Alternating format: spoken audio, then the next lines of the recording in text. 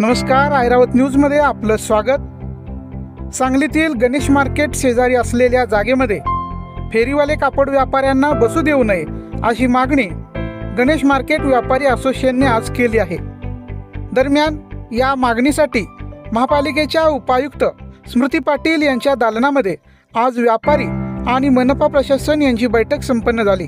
या बैठकीसाठी सहाय्यक उपायुक्त सहदेव कावडे, सचिन सागावकर, स्वच्छता निरीक्षक धनंजय कांबळे, गणेश मार्केटचे अध्यक्ष गणेश कोडते, उपाध्यक्ष अल्ताफ शेख, राज्य प्रवक्ते डॉक्टर आदित्यराज घोरपडे यांसह गाळेधारक, टोपलीधारक, व्यापारी बांधव मोठ्या संख्येने उपस्थित होते। दरम्यान या मागणीचे निवेदन सांगलीचे आमदार सुधीरदादा गाडगीळ यांनाही देण्यात आले। याबाबत सकारात्मक उपाययोजना होतील अशी आश्वासन देण्यात आले।